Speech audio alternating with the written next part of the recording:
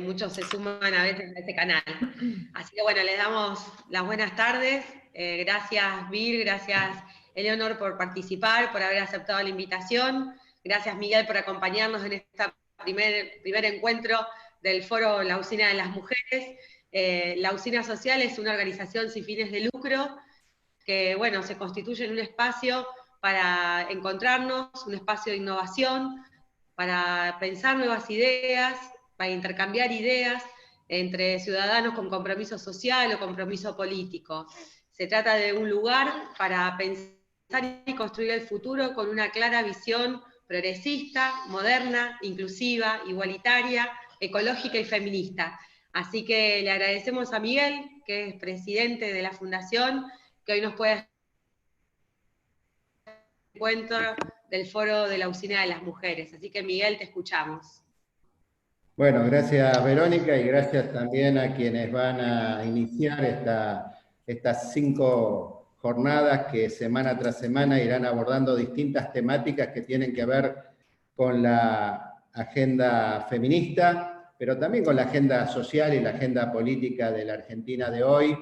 La Usina Social, como decía Verónica, es un espacio que hemos constituido a fines del año anterior, con la idea de generar un lugar de encuentro, tanto en la ciudad de Rosario como en la provincia de Santa Fe, pero también con una mirada nacional, donde pudiéramos promover, alentar,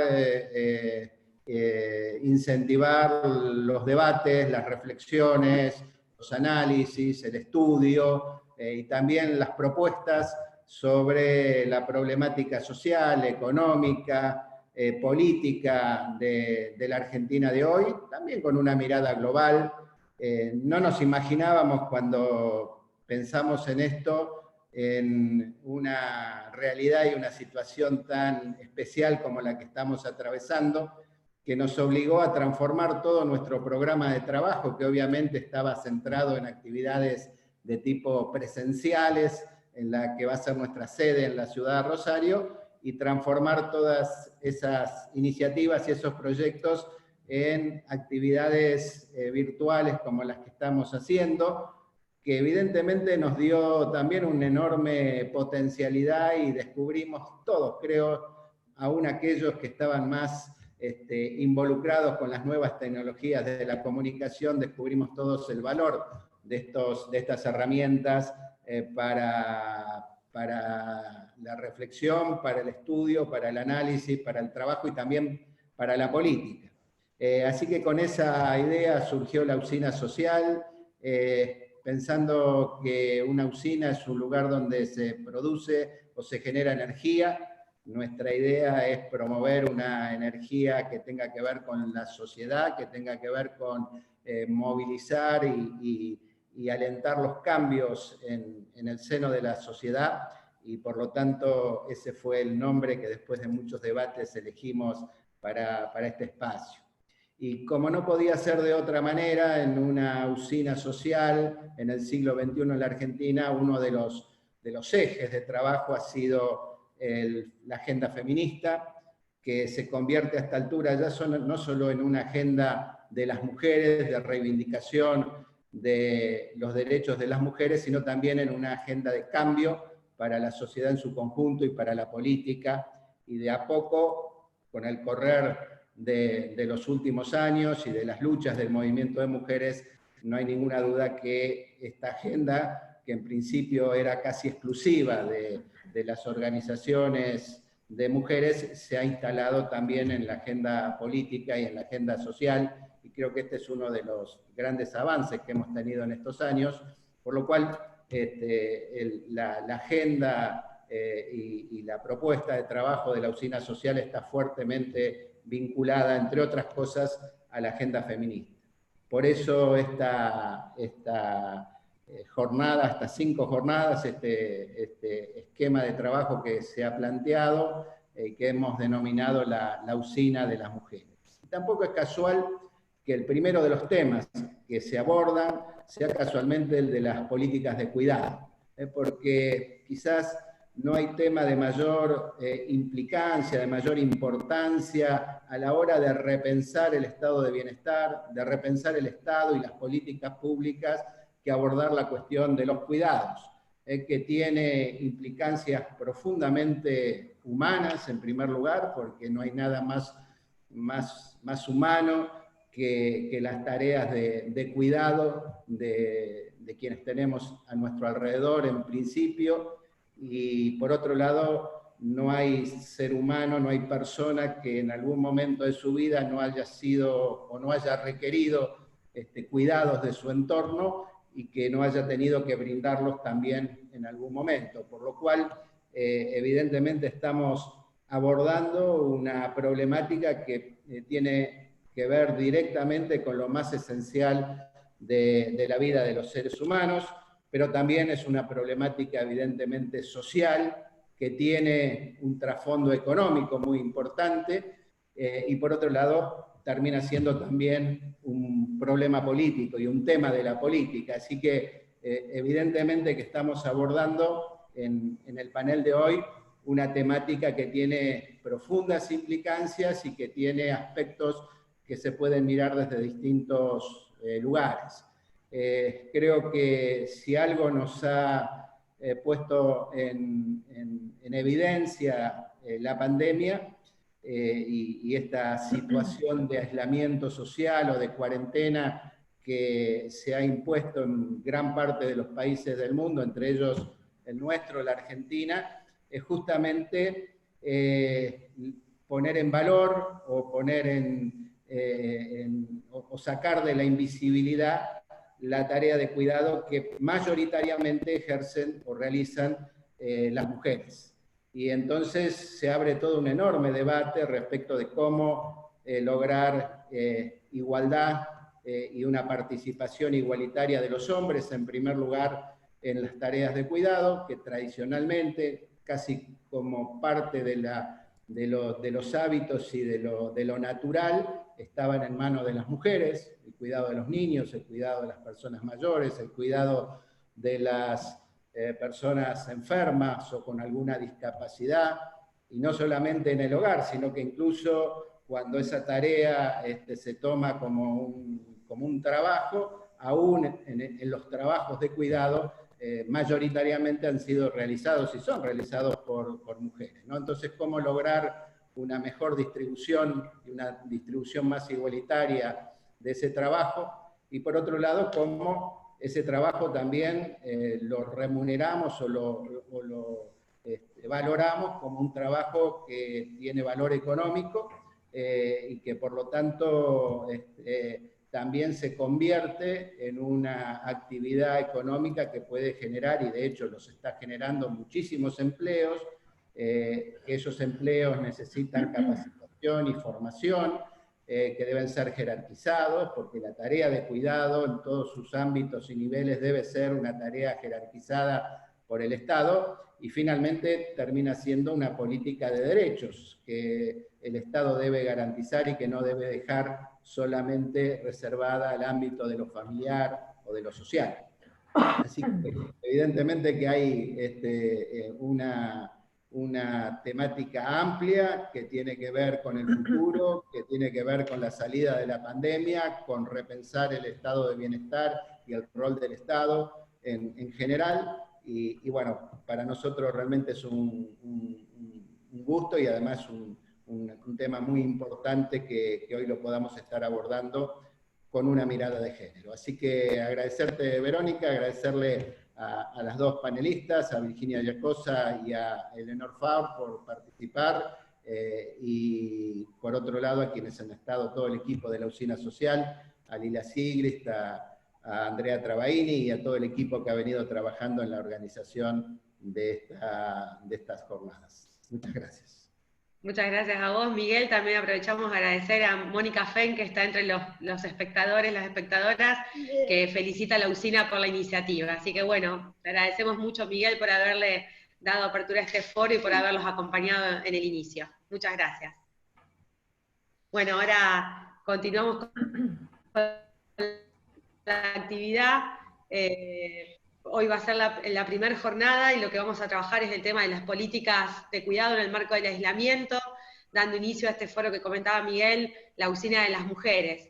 Nos acompañan Eleonor Faur, que es doctora en Ciencias Sociales por la Facultad Latinoamericana de Ciencias Sociales, la Flaxo, licenciada en Sociología, Facultad de Ciencias Sociales, Universidad de Buenos Aires, directora de numerosos proyectos de investigación, asesora en instituciones, es también autora de numerosos libros, entre ellos El cuidado infantil en el siglo XXI, Mujeres malabaristas en una sociedad desigual, pionero en los estudios acerca de la división de los cuidados infantiles en Argentina.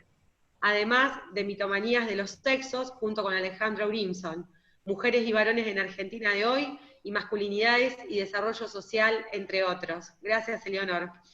También nos acompaña Virginia Giacosa, que es licenciada en Comunicación Social por la Universidad Nacional de Rosario, co-conductora del programa con enfoque de género Juan en el Arco en Radio Universidad. Coeditora de la revista digital de Cultura y Sociedad REA y colaboradora del periódico ilustrado Feminietas. Además, integrante del colectivo Ni Una Menos Rosario. Les agradecemos mucho acompañarnos para poder debatir y discutir sobre estos temas. A efectos de organizarnos, les comentamos a todos los que están participando que las preguntas se pueden realizar por el chat para ordenar luego la discusión y que vamos, luego de las reflexiones, vamos a dejar abierto a preguntas para las panelistas. La verdad que, como lo decía Miguel, la pandemia del COVID-19 ha desajustado nuestro modelo de vida actual, ¿no? Y claramente, bueno, acá hablando de cuidados, tengo al lado una acompañante que está reclamando cuidados. Pero bueno, sucede. Bueno, y claramente ha dejado descubierto esto, ¿no? El sistema de cuidados y las desigualdades que tenemos. Y creo que es un buen momento para poder reflexionar sobre este tema. Es un tema que los movimientos feministas han tenido desde siempre en la agenda y que han impulsado la discusión sobre, bueno, el sistema de cuidados como uno de los sistemas y uno de los eslabones más débiles de nuestra sociedad, y de también pensar cómo somos las mujeres las principales cuidadoras, ¿no?, de nuestra sociedad. Creo que en este tiempo estamos viviendo reflexiones en nuestra sociedad como que, bueno, dependemos todos de otros, de otras, como que estamos muy relacionados, ¿no? Y esas reflexiones nos llevan a repensar este esquema de cuidados. La verdad que se estima que el 80% de los cuidados, de la tarea de nuestra vida, en la posibilidad de nuestros estudios, en nuestra vida laboral, ¿no? Y seguramente que ustedes nos podrán traer más claridad sobre este tema y nos ayudarán a respondernos muchas preguntas que nos hacemos en este momento, ¿no? Esperamos de parte de ustedes esas reflexiones. ¿Quién cuida a quién nos cuida? ¿No? Gran pregunta. ¿Quién está cuidando a quienes nos cuidan? ¿Cuál es la corresponsabilidad de la sociedad y del Estado en este tema y en este sistema? Porque realmente no hemos podido avanzar en Argentina en un esquema claro de cuidados, y sin dudas que toda esa tarea que llevamos adelante las mujeres hoy no forma parte de las mediciones económicas del país, ni del PBI, ni nada de eso, ¿no? Entonces, ¿cómo repensamos ese sistema del Estado y esa corresponsabilidad con la sociedad? Y también pensar si cuando salgamos de esta pandemia que nos ha obligado a repensar muchas cosas en nuestra sociedad y en nuestra familia, si también seguirá todo tal cual, el status quo, y seguiremos siendo las mujeres las que cuidamos, o habremos logrado avanzar en esta lucha de tantos años de pensar en la corresponsabilidad de las tareas de cuidado. Así que queremos escucharlas a ustedes, que nos traigan claridad sobre estos temas y nos ayuden a reflexionar para también pensar políticas públicas que nos permitan pensar en una sociedad con más igualdad y con muchos más derechos para todos. Así que gracias por acompañarnos, las escuchamos y un gusto tenerlas con nosotras. Gracias Verónica, gracias Miguel, gracias al equipo de la usina, gracias a quienes están del otro lado y se han inscrito y nos están acompañando en este Zoom, y a quienes están acompañando, siguiendo esta transmisión en vivo por YouTube. Recordar que vamos a estar conversando, yo quiero preguntarle varias cosas a Eleonor, que es especialista en estos temas, que son poco explorados de alguna manera, o por lo menos ella es pionera en esto que es el estudio de los cuidados, así que quienes estén interesadas en emitir alguna pregunta, algún comentario, tenemos el chat habilitado para ir incluyendo esas interrogantes durante la conversación. Hay una palabra que a mí me llamó la atención y me encanta que lo hayas mencionado de esa manera, que es la palabra malabaristas, que funciona un poco como bajada en el nombre de tu libro, El cuidado infantil en el siglo XXI, y es mujeres malabaristas en una sociedad desigual. Así lo definiste, me parece que es una palabra, de acuerdo a lo que veníamos escuchando en esta introducción, que nos define perfectamente en este momento a quienes estamos afrontando las tareas de cuidado.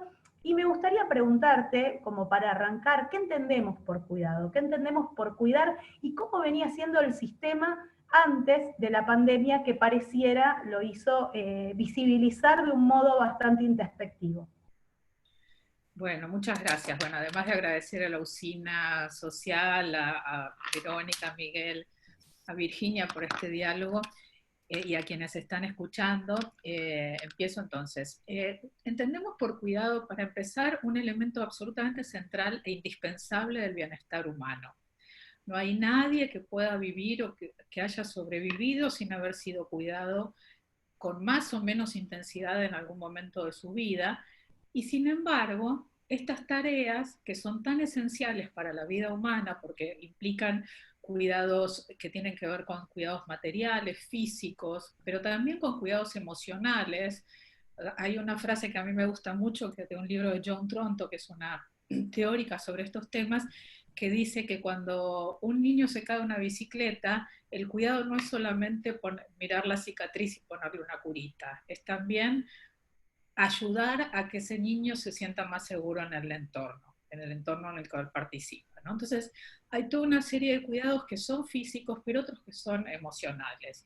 Los físicos son los obvios, los que podemos contabilizar con las encuestas de uso del tiempo, ¿no? Datos como los que traía Verónica. Para cuidar un niño, una niña o una persona mayor hace falta ofrecer alimentos, ayudarlo a veces a vestirse, a bañarse, etc. Y eso lo llamamos habitualmente cuidados directos. Pero hace falta también, para que esos cuidados sean posibles de ser desarrollados, hace falta otra serie de actividades que tienen que ver con lo que habitualmente llamábamos trabajo doméstico no remunerado, porque para alimentar a un niño o una niña hay que haber hecho las compras, hay que preparar la comida, hay que lavar la loza cuando terminamos de cocinar, etcétera, etcétera. Entonces, hace falta una serie de actividades que habitualmente, como bien decían, las realizamos las mujeres, pero que eso se realiza, ese tipo de actividades, se realiza dentro de un marco institucional, de un sistema de derechos que muchas veces ha asignado las propias instituciones estas responsabilidades a las mujeres. Entonces, digamos, para empezar, diría eso, el cuidado tiene todo que ver con la dignidad humana, con poder generar condiciones favorables para el desarrollo de los derechos y de la dignidad de las personas. De por sí estas tareas de cuidado son invisibles o tienen esa definición, se las define como invisibles, pero pienso que el cuidado emocional justamente es más invisible aún, es menos palpable que el alimentar, el educar, el planchar, que son cosas que tienen como una entidad concreta. En este tiempo de pandemia, que se supone que estamos un poco más atravesados por la necesidad de contener emocionalmente a niños y también a adultos mayores, por ejemplo, población de riesgo en el marco del COVID-19. ¿Qué pasa con ese acompañamiento emocional y con esas redes de cuidado que se hacen más necesarias de sostener? Hay diferentes situaciones, ¿no? Porque por un lado, también en esta organización social del cuidado, donde había casi siempre, las familias tienen un peso central, un rol muy importante, y dentro de las familias las mujeres, como veníamos diciendo, pero también antes de la pandemia, para después ir a la pregunta de Virginia específica, además de las familias, participaban otras instituciones también en el cuidado, aunque no fuera suficiente como para que la redistribución de los cuidados o la corresponsabilidad fuera realmente un hecho que aliviara un poco más las vidas de las mujeres. Pero estaban otros vínculos cercanos de familia, vínculos familiares o no, pero que viven fuera del mismo hogar, que no están en nuestro mismo hogar. Me encanta la manito que aparece de la hija de Verónica. También estaban las escuelas, estaban como diferentes espacios. Cuando la pandemia y las políticas de aislamiento nos confinan en las paredes de nuestro hogar, de nuestra casa, todas las actividades se empiezan a producir en el mismo lugar. Entonces, el trabajo remunerado, el no remunerado, los cuidados físicos, los emocionales y esas redes de contención hoy tienen, se pueden estar desarrollando más o menos de acuerdo a cada grupo particular, pero definitivamente no se vuelven como más virtuales, salvo que puedan en algunos momentos, bueno, acompañarse para los cuidados de las personas mayores o algo así. Y claramente como en esa parte, las mujeres es como que nos hemos especializado, por así decirlo, ¿no? Porque yo no creo para nada, o sea, está clarísimo que no hay una disposición biológica ni natural, sino que son tareas y son disposiciones aprendidas que uno va perfeccionando a medida que la ejerce. Entonces, al tener como ya ese formato tan habituado como parte de las tareas de cuidado, pues lógicamente las mujeres también estaremos, supongo que estamos dando también mayor contención emocional. Lo que no quiere decir que no necesitemos nosotras mismas de esos cuidados emocionales, porque la situación es delicada y genera mucha incertidumbre e incluso angustia para muchas personas y también para quienes cuidan, ¿no? Porque no somos superheroínas, somos mujeres que hacemos estas tareas. Eso que Vero llamaba hace un rato, mencionaba con esta frase que repetimos mucho como a modo de pregunta, ¿no? ¿Quién cuida a quienes cuidan, ¿no? Pensaba también en que hablaba Vero y lo mencionabas vos, el uso del tiempo. Se está como instalando la idea de que en este contexto de aislamiento social, los varones están teniendo una participación diferente a la que venían teniendo. Eso es mito, realidad. Igualmente, de todas maneras, sigue habiendo como la idea de que los varones se dedican más, como antes de la pandemia, a las compras, a algunas tareas de limpieza, pero sigue estando esa brecha a nivel del cuidado infantil. Sí, por ahora vi solamente un par de encuestas, ninguna representativa, pero de todas maneras la encuesta que hizo este grupo Grow, Género y Trabajo, me parece que fue bastante interesante. Reitero, no es representativa, entonces no podemos de verdad tener como una categorización muy clara de es un mito o no. Lo que sí se ve es que claramente estas tareas donde todo se superpone en el espacio del hogar, a todos y a todas, a todes, nos ha aumentado la carga de trabajo no remunerado. Porque si uno está todo el día dentro de la casa también se ensucia más, hay que almorzar o cenar o comer todos los días, hay que hacer las compras todo el tiempo, hay que limpiar lo que se ensucia facilísimo. Entonces, digamos, todo eso aumenta obviamente las tareas y cuando estás adentro de la casa, después del estallido feminista que venimos viviendo afortunadamente, ¿no? La importancia en la agenda y todo, es mucho más difícil justificar que sean las mujeres las que hacen todo y los varones no, digamos, no hay mucha salida ahí. Ahora, lo que muestra esa encuesta es efectivamente, Virginia, como vos venías diciendo, que la participación de los varones dentro de la casa, de hogares donde hay pareja heterosexual conviviendo con hijos e hijas, es que también hay una suerte de especialización de las tareas, donde los hombres participan más en las compras, alguna cuestión por ahí, además adentro de la casa, pero que, por ejemplo, el apoyo a las tareas escolares las hacen casi siempre las mujeres. Entonces, parece que preguntándose a los varones si los chicos necesitaban asistencia en las tareas, los varones decían, no necesitan. Y resulta que parece que desde la otra mirada parece que sí necesitaban, pero que además las que lo hacían eran las mujeres.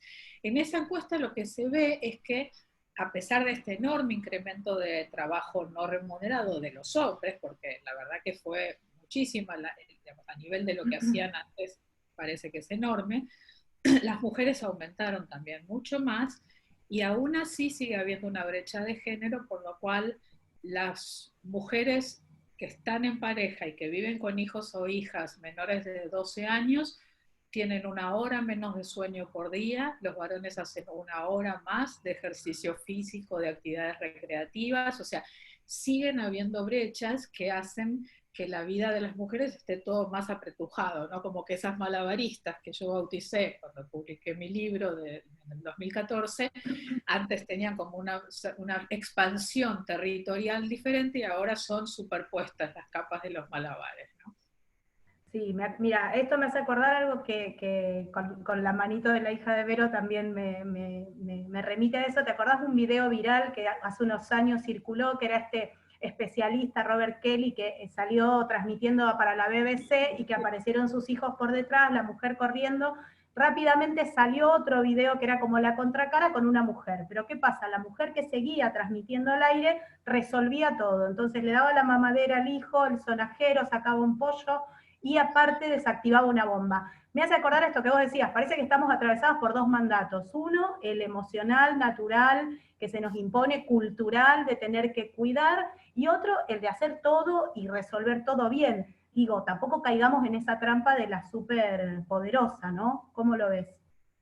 Me parece clave eso que decís, ¿no? Yo tenía también otra metáfora que era que no, o sea, hace falta dejar de glorificar la maternidad y esa onda de las mujeres somos multitask, ¿no? Como si fuera re cool, que tenés un chip adicional. No, no tenés un chip adicional, fuiste entrenando una habilidad porque te tocó eso a nivel histórico, pero yo creo que hay una enorme trampa que tenemos y que nosotras mismas contribuimos a reproducir, digo, porque las cosas no vienen solo de afuera. La cultura se va reproduciendo también con la manera en que pensamos, y pensamos hombres, mujeres, diversidad sexogenérica, y todos estamos insertos en una forma de pensamiento donde muchas veces esa glorificación del multitask nos hace sentir que somos grandes heroínas, ¿no? Entonces hay una metáfora que a mí me parece bastante inteligente por parte de esta red esta mega empresa, mejor dicho, de animación infantil, que creo que era Pixar, la que hizo la película Los Increíbles, ¿no? Y las chicas. Yo creo que es la perfecta metáfora de las mujeres del siglo XXI, porque lo que hicieron fue generar no un héroe o una heroína aislada, sino una familia de héroes y heroínas. Entonces, pero el señor lo que tenía era mucha fuerza, ¿no? Las características heroicas de los personajes masculinos eran bastante más estereotipados, diría. Ahora, a la mujer, a la superheroína que tenía 3 hijos y estaba casada, la convirtieron en una mujer elástica, que podía extender su brazo hasta pasar la aspiradora por allá mientras estaba en la charla en la usina social, que podía, no, que las piernas, no sé qué, que se volvía un paracaídas para atajar a los niños cuando estaban cayéndose al vacío, etcétera, etcétera. Y esa metáfora de las mujeres que uno quisiera, ¿no?, tener esos brazos, esas piernas, esos cuerpos elásticos, es la metáfora de la elasticidad de los tiempos de las mujeres. Pero los tiempos de las mujeres no son elásticos, tenemos la misma jornada de 24 horas que todo el mundo, ¿no? Entonces, ahí yo creo que hay una trampa, cuando nos empezamos a sentir o a medio orgullosas de ese talento, de ese pseudo talento, cuando en realidad ojalá lo pudiéramos redistribuir un poco más y seguramente con bien entrenados todo el mundo es capaz de hacer ese tipo de cosas, hasta Mr. Increíble. Claro, acá alguien nos dice, esa glorificación de la maternidad no es una condición necesaria para lograr que las mujeres tengamos como mandato esa capacidad de hacerlo todo. Claro. Seamos madres o no a veces, digamos, el hacerlo todo excede a veces esa condición de la maternidad, ¿verdad? Claro, Es verdad, porque además está la maternalización de las mujeres, ¿no? El supuesto según el cual todas las mujeres queremos ser madres, ¿no? Entonces, digamos, hay muchas aristas para pensar y repensar la maternidad, pero sí, claro, glorificarlo es como la zanahoria perfecta para que nos sintamos unas reinas en lugar de unas agotadas que no podemos más frente a estas situaciones, ¿no? Entonces, yo creo que hay que bajarle a eso. Y por eso es importante mostrar que esto es un trabajo, más allá de que también hay amor en muchos casos, afortunadamente, eso no quita que no sea un trabajo en el sentido de la productividad social, de la cantidad de tiempo que insume desarrollar estas tareas y de de la productividad social. O sea, no hay manera de sostener la sociedad ni la economía remunerada, ni ningún tipo de bienestar sin cuidados. Y creo que eso es lo que puso al descubierto también la pandemia, ¿no? Cuando la mayor parte de la economía monetaria se detuvo, los cuidados no se detuvieron, más bien se intensificaron. Pensaba, hace poco leía una entrevista tuya donde decías que el cuidado era revolucionario. Pensaba también en cuán político puede ser el cuidado y, por ejemplo, también en estos cuidados que no se detienen, pensar en los cuidados desde lo comunitario. Hace poco conocíamos la muerte de Ramona en Villa 31, referenta, digamos, de ese lugar que hoy está sumamente complicado con el avance del COVID, y preguntarte cómo repercute el tema de los cuidados en lo comunitario. Y yo, digo, hace unos meses también escuchaba a varios líderes y lideresas comunitarias diciendo, antes del COVID, ya decían que muchas veces se defenestra a las organizaciones sociales, ¿no? Desde algunos espacios políticos o miradas o posicionamientos políticos, diría. Pero que en realidad sin esa energía social de cuidados comunitarios, muchísima gente no hubiera sobrevivido hace rato. Entonces, el tema de los comedores comunitarios es una práctica en nuestro país, en los barrios populares, desde hace décadas. Y en las crisis aumentaron siempre. Y no ahora con el COVID, que también aumentaron, sino el año pasado ya circulaban notas en periódicos serios mostrando que habían aumentado las personas que iban a los comedores entre 60 y 70% respecto del año anterior o de 3 años antes. Ahora volvieron a aumentar porque se disminuyeron los ingresos. Y todos esos comedores que nada menos que alimentan a buena parte del barrio, son gestionados y llevados adelante por mujeres que a veces lo hacen por llevar, por total compromiso con su comunidad, por llevar una vianda a la casa, por diferentes razones, y que muchas veces ese trabajo también permanece invisible y también permanecía a veces glorificado, incluso por las políticas estatales. Qué bien las voluntarias, esa abnegación, bla, bla, bla. Es un trabajo. O sea, el tema cuando hay ese compromiso donde estás alimentando un mínimo de 100 personas por día, estirando una cebolla y 3 kilos de arroz para alimentar a 100 personas, bueno, esos cuidados también hoy tenemos, me parece que se empezó a mirar mucho más que en otros años, es como una intuición que estoy teniendo, una impresión que estoy teniendo, pero que si antes se miraba cuánta gente iba a comer a los comedores, ahora también se está mirando quiénes son las personas que están trabajando en los comedores, ¿no? Entonces, no solo estamos mirando la demanda, la necesidad social, sino también quién lo está proveyendo eso. Pensaba que el último discurso del presidente de la Nación justamente hizo mención específicamente a las mujeres que se encargan de esa tarea y que ejercen ese trabajo, y también preguntarte, porque digamos, ¿cuál sería el rol del Estado? Vos hablabas antes de esta cuestión de la corresponsabilidad. ¿Cuál es el rol del Estado? Hace 3, 4 años no había un ministerio dedicado a pensar en la igualdad de géneros. Hoy lo hay una mesa interministerial. De alguna manera esta agenda feminista ha empujado de manera tal que lo político ha tomado. Hablaba Miguel Lifchit al comienzo también de la experiencia Rosario, Santa Fe. Sí. Bueno, ¿cómo ves el rol del Estado entonces en estas políticas que tienen que ver con los sistemas de cuidado?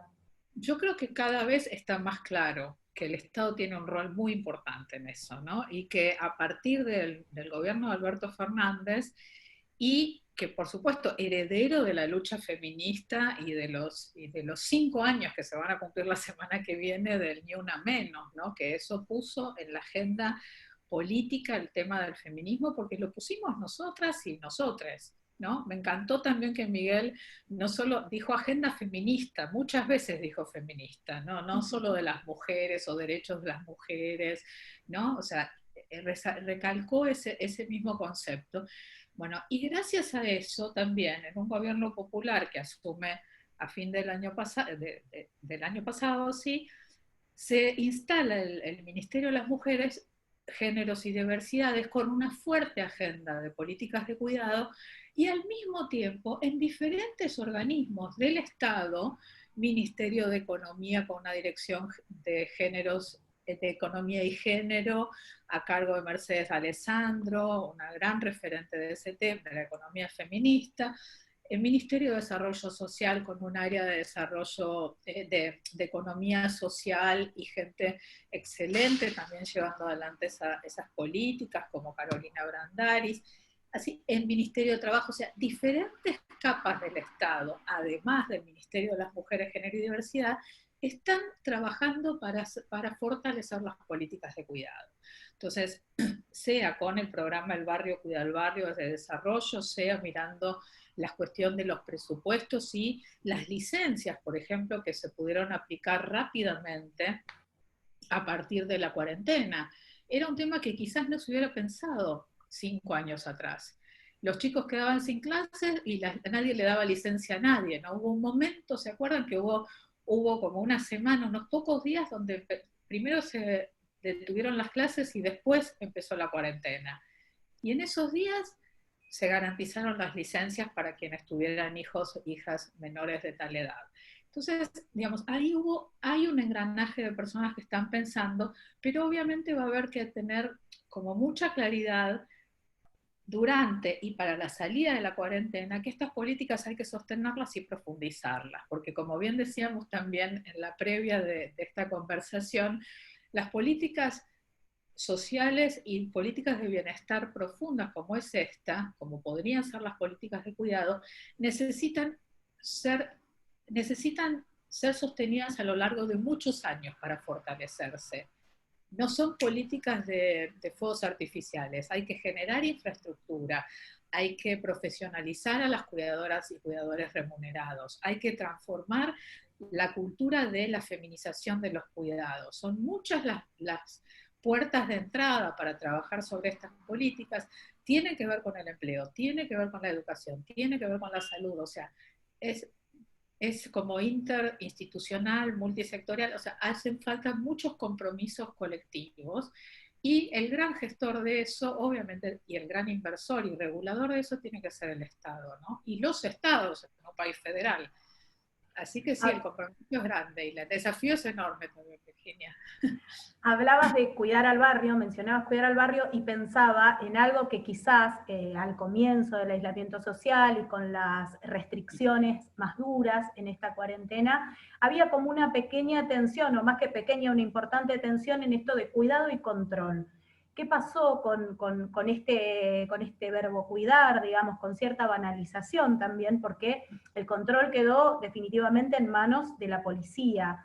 ¿Cómo cuida la policía en los barrios más populares, siguiendo en esto de que veníamos hablando de lo comunitario, lo vecinal, los barrios populares, cómo cuida la policía en los sectores más acomodados y cómo controla en las barriadas? Sí, bueno, ahí escribimos una nota con María Pita, que es María Victoria Pita, que es una colega antropóloga que yo respeto muchísimo, y que ella trabaja sobre todo sobre violencia policial, ¿no? Entonces, cuando empezó el aislamiento social, empezamos a escuchar demasiados discursos donde decían que la policía nos estaba cuidando, porque controlaba que la gente no saliera, que cumpliera la cuarentena, etc. Y conversando con María, digamos, como hicimos como un cruce de nuestras perspectivas digamos, sobre los temas que investiga cada una, Y ahí empezamos a reflexionar, y básicamente lo que pensamos y escribimos en una nota para la revista Anfibia, que se llama Lógica Policial o Ética del Cuidado, es que hay un tema ahí donde el concepto de cuidado se empieza también a banalizar y a cobrar como una connotación de un significante vacío. Lo puedes usar para cualquier cosa, como que ahora el cuidado está como si estuviera, voy a decir algo también banal, pero es como que estuviera de moda. Entonces uno dice cuidado y le parece que ya está diciendo Algo lo que bueno. tiene que decir, ¿no? Lo que tiene que decir. Entonces, como antes era perspectiva de género, ¿no? Uno decía, no, perspectiva de género no hacía falta que la tuviera, con nombrarla parecía que ya estaba. Entonces, como que se volvió así, se empezó a analizar, y que en realidad son lógicas muy diferentes, la lógica del cuidado que la lógica de la policía, porque la lógica de la policía es la delegación de un poder que delega el Estado y de la legitimidad del uso de la fuerza pública. Entonces, lo que nosotras también cuestionábamos, además de mostrar que son lógicas diferentes, era decir, ¿qué pasaría si se incluyera a las policías, a las diferentes fuerzas de seguridad, dentro de políticas de cuidado articuladas? ¿Cuál sería el rol de una policía que intervenga en esas políticas de cuidado?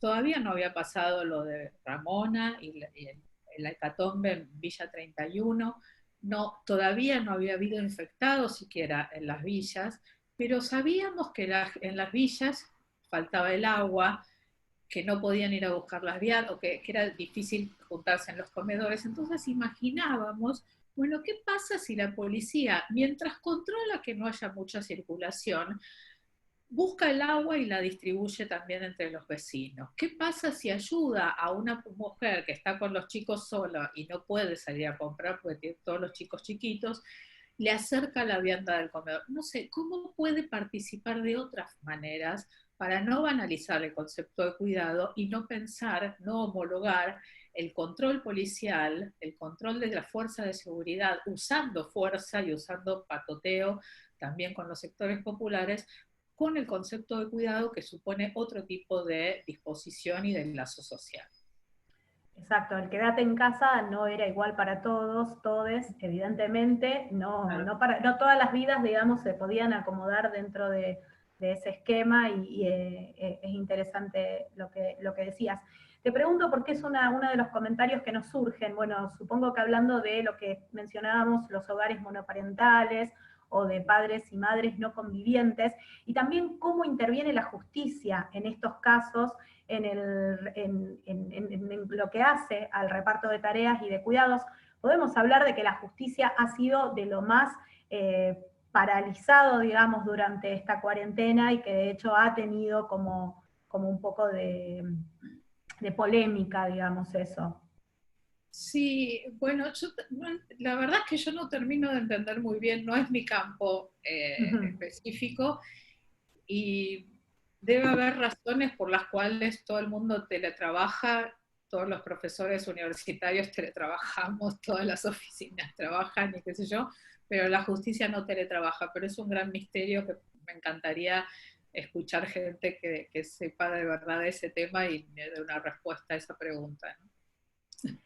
Y hablábamos de esta sobrecarga, digamos, de trabajo, y pensaba también en los hogares, al interior de los hogares, el estallido de alguna manera de los cuidados al interior del hogar, y pensaba en la función, en el lugar de las empleadas domésticas, y me preguntaba, digamos, si en este contexto de aislamiento social no había sido más valorizado, aunque también podemos destacar esas pequeñas perlitas que fueron circulando por los medios, de algunas famosas al comienzo de la cuarentena, aislándose y obligando a sus trabajadoras domésticas a aislarse con ellas, o sí, otras quejándose de esto de estar pagando 3 sueldos y estar realizando ellas el trabajo. Pero digo, también este escenario permitió, además de las políticas del Estado que se venían dando desde hace unos años para registrar a las trabajadoras, lo permitió valorizar o poner en valor el trabajo de las empleadas domésticas. Ojalá. O sea, claramente uno, o sea, es absolutamente notable que es una tarea dura y difícil. Es dura, no es que tener una casa impecable se hace por solo desearlo, ¿no? Entonces, pero al mismo tiempo ahí hay otro tipo de, de pilares, de basamentos que tienen mucho que ver con cuál es el nivel de desigualdad social que nuestra sociedad está dispuesta a tolerar, ¿no? O es capaz de tolerar.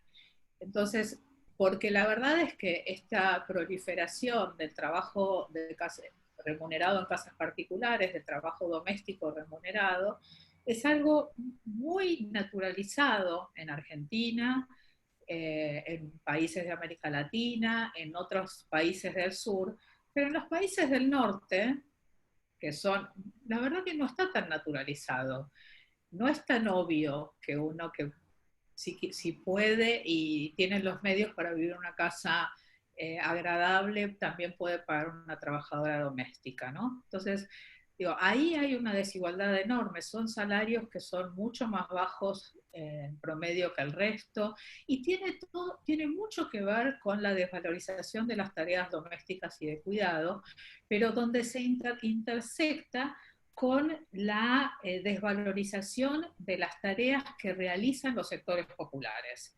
Porque hay otras tareas de cuidado remuneradas que son mejor pagadas y que tienen situaciones de formalización del empleo bastante más importantes, como por supuesto las empleadas, perdón, las trabajadoras de la educación, las trabajadoras de la salud, también realizan trabajos de cuidado, pero no son del mismo nivel de desvalorización, además de que han tenido que atravesar otro tipo de estudios y qué sé yo, pero el tema del tener a las empleadas de casas particulares en el sistema informal de la economía no tiene nada que ver con los estudios que hayan realizado, ¿no? Entonces ahí hay otra capa de tolerancia demasiado aguda, para mi gusto, a la desigualdad social. Y por eso esas perlitas, como decís, de las divas con su empleada doméstica, instagrameando la foto con su empleada doméstica en cuarentena, etcétera, etcétera. El no respeto a las licencias,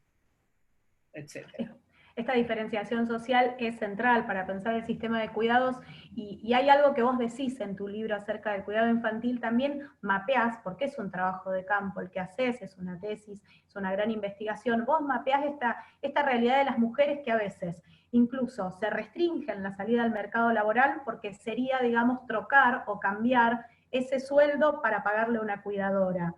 O, por ejemplo, sin una política clara, digamos, o que alcance a esas poblaciones, realmente no pueden dejar o dejar al cuidado de otros o de una institución a sus niñes. ¿Cuáles te parece que serían las políticas del Estado, por ejemplo, que faltarían aún para equilibrar ese desbalance? Si pensamos en el cuidado infantil, lo que hacen falta son servicios públicos gratuitos, servicios de cuidado gratuitos y cuyos horarios coincidan con la jornada laboral. Porque en la medida que el cuidado se familiarice o se mercantilice, o sea, que se deba pagar o que lo realice una familia, el cuidado ha sido y podría seguir siendo uno de los vectores de la desigualdad socioeconómica más críticas, más invisibles y al mismo tiempo más críticos. O sea, las mujeres de sectores populares que no salen al mercado laboral porque no tienen cómo organizar el cuidado de los chicos sin pagarlo, es porque no tienen acceso a servicios de cuidado, porque hay provincias en Argentina que uno de cada 10 niños menores de 4 años asisten a un servicio de cuidado, ni siquiera a un jardín de infantes, etc. El jardines de infantes de doble turno en todo el país es el 2,5% de toda la matrícula. Es nada. O sea, para dejar a un chico o una chica 3 horas, es muy difícil compatibilizar eso con la salida al mercado laboral. Entonces, la verdad es que las políticas públicas que hacen falta tienen que ver con formalización de los empleos, mejores licencias, más amplias y extensas licencias por maternidad y por paternidad, que puedan ser intercambiables en algunas situaciones, servicios de cuidado, sostenimiento de los ingresos, o sea, son varias políticas que deben coordinarse, ¿no? Por supuesto, todo esto no puede pasar en un mes, pero lo que no puede es seguir postergando, que esto debe realmente tomarse realmente decisiones e inversiones sobre esto, porque de hecho también al mismo tiempo, cuando vos generás servicios de cuidado, movilizás una cantidad de mano de obra en general femenina, al mismo tiempo te genera más impuestos, o sea, te genera más recaudación, o sea, hay también un ciclo, un círculo virtuoso en esa, no es solo gasto, es también inversión, es también movilización de la economía, se pone en marcha la economía del cuidado, aumentan los ingresos para las mujeres, aumenta el empleo femenino y aumenta la recaudación, porque hay más trabajo y hay más consumo. Esto que vos llamás también la desfamiliarización del cuidado, digamos. Este repensar el sistema de cuidados, digo, hay una organización social del trabajo, existe una organización, digamos, del sistema de cuidados, y también nos lleva a pensar que las familias se fueron modificando, digamos, que tenemos que empezar a ver esa distinta composición de las familias. ¿Cuánto hay de lo cultural todavía por desmontar en relación a eso, digamos, para poder pensar políticas públicas que también puedan llegar a esas poblaciones? Sí, claramente, ya, digamos, tenemos como, un poco la metáfora con la que yo cierro también el libro, es las políticas sociales del siglo XX daban por sentado un modelo familiar donde había un varón proveedor y una mujer ama de casa. Las políticas del siglo XXI, las políticas sociales, ya naturalizan y establecen que las mujeres, ya se sabe que las mujeres participamos del mercado laboral, pero al mismo tiempo, o sea, hay doble provisión o provisión indistinta, pero los cuidados siguen siendo totalmente femeninos. Entonces se sigue pensando en las mujeres malabaristas. Las mujeres ya no son amas de casa en el formato de la política del siglo XXI, sino malabaristas. Entonces acá también hay que pensar que claramente, como bien decís Virginia, no todos los hogares y todas las familias se componen de la misma manera. El hogar de mamá, papá, hijo, hija, de primeras nupcias y para toda la vida y heterosexual, es una posibilidad entre otras, aunque todavía sigue siendo mayoritario en algunos segmentos, hay muchos otros, y entonces ¿cómo vamos a poder pensar que hay una división sexual del trabajo cuando hay una cantidad enorme de hogares monomarentales, donde se vive una mujer sola con sus hijos, o con sus hijes, o con su hija o su hijo, y que ahí se llega, bueno, de hecho yo cuando escribí mi tesis estaba en esa situación, ¿no? Con mi ex marido viviendo en otro país, yo con mi hijita chiquita haciendo la primaria, trabajando de manera remunerada y haciendo la tesis. O sea, el malabarista fue casi mirarme al espejo y que me saliera la metáfora, ¿no? Pero porque además veía que éramos muchas así. Y como en esa época no eran tantos los estudios que se hacían sobre estos temas en la Argentina, me acuerdo muy bien cuando una vez una compañera mía en la universidad, en el IDAES, me dijo, ay, Elio, yo pensaba que era un problema mío que yo no me podía organizar, ¿no? O sea, encima nos dábamos como, nos parecía que si algo no nos salía del todo bien, nos daba culpa. Cuando, qué alivio, me decía, ver que esto es una organización social y que somos parte de eso, ¿no? Entonces hay que repensar también que las familias obviamente no son las mismas. Ahora, el Código Civil y Comercial ya reconoce toda una variedad de familias, la legislación de licencias parece que todavía no reconoce la variedad de familias. Entonces ahí hay como una incompatibilidad entre la legislación de familias y la legislación laboral. Vamos a tener que ir cerrando, yo tengo muchas preguntas, pero te voy a hacer una como para despedirnos porque nos queda poco tiempo, Eleonor. Muchísimas gracias por todo lo que nos ayudaste a pensar. Imaginemos el futuro, digamos, el porvenir post-COVID-19 y preguntarte ¿qué pasa? ¿Cómo te imaginás el sistema de cuidados, esta organización del sistema de cuidados, desde el rol del Estado hasta estos varones que pareciera, según los primeros mapeos y encuestas, empiezan como a participar de otra manera, y si las familias, ahora que todo se replegó adentro del hogar ante la falta de escuelas, de centros comunitarios, o por lo menos centros culturales y distintos espacios públicos, van a seguir siendo la variable de ajuste en el reforzar la demanda de los cuidados como hoy, como en la actualidad.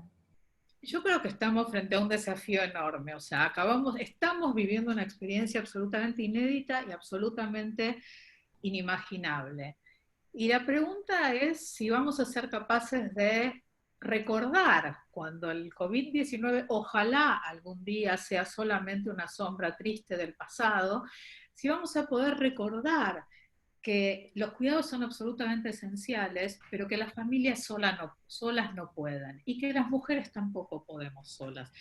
El desafío es poder que este reconocimiento de la vitalidad y la centralidad del cuidado siga vigente, que se reduzcan las tareas de cuidado y no remuneradas para las mujeres, que sea posible redistribuirlas no solo entre géneros, sino también entre instituciones, donde las familias tengan apoyo estatal, los mercados, el mercado de trabajo también ponga su parte para que haya espacios de cuidado vinculados al empleo, que haya una dinamización más importante donde no sean solo las familias o las comunidades las que sean las variables de ajuste. Y para eso sí necesitamos un Estado decidido, que en este momento aparentemente necesitamos un Estado que tenga como claridad sobre la centralidad de un sistema de bienestar, ¿no? Lo que decía también Miguel Lifshitz al comienzo. Un Estado progresista, feminista, como la usina, digamos, como con una mirada social importante, porque la verdad es que hasta los países más liberales se dieron cuenta que sin bienestar social no hay sociedad posible, ¿no? Y que eso no puede depender de los mercados, porque cuando depende de los mercados lo que hay es pobreza, desigualdad, exclusión y en este caso ya hemos visto hacinamiento, falta de agua, incluso mayores muertes, ¿no? Entonces estamos en un enorme desafío. Ojalá tengamos memoria y no volvamos pronto a una pseudo normalidad que en realidad era agudizar la desigualdad, seguir explotando el planeta, y bueno, ojalá podamos que esta supuesta nueva normalidad traiga también algún aire un poco, que alivie un poco más la vida y que permita sostener la vida de una manera colectiva. Muchísimas gracias, Eleonor. Bueno, gracias, Verónica, gracias a la usina por la invitación, entonces, a poder pensar y problematizar sobre esta actualidad y sobre el sistema de cuidados. Muchas gracias. Eleonor, la verdad que es muy interesante todas tus reflexiones, podríamos seguir hablando horas, porque es muy vigente el tema, y como vos decías, hoy más que nunca está en la agenda, y estamos viendo sobre todo esta cuestión de la red de cuidados comunitarias, donde las mujeres están teniendo un rol fundamental, sobre todo en lo social, en los barrios populares, haciéndose cargo de una situación de crisis, como ha pasado en nuestro país en otros momentos, y bueno, qué bueno poder repensar esa redistribución de los cuidados y que el Estado tenga mayor participación, y ni hablar en lo que planteás respecto de lo económico, de lo que implicaría para el país poder generar que la mujer pueda incorporarse plenamente al ámbito laboral con toda su fuerza y su energía, y también que se remunere a quienes realicen esa tarea de cuidados. Así que muy interesante, la entrevistadora excelente, gracias Vir. Muchas gracias Virginia, muchas gracias Verónica y a todas las personas que estuvieron ahí con nosotras. Gracias, y los invitamos a seguir la agenda de la usina, que la pueden encontrar obviamente en las redes sociales, y como decía Miguel, cuando volvamos, cuando termine el aislamiento, poder encontrarnos también físicamente en la sede de la usina en la ciudad de Rosario, en calle Jujuy al 2800. Así que bueno, muchas gracias. Ahí veo a Silvia, así que le mando un beso. Bueno, muchas gracias. Chao, gracias. Saludos. Saludá. Gracias. Chao. Chao, linda, chao. A cuidarse todos mucho. Abrazos.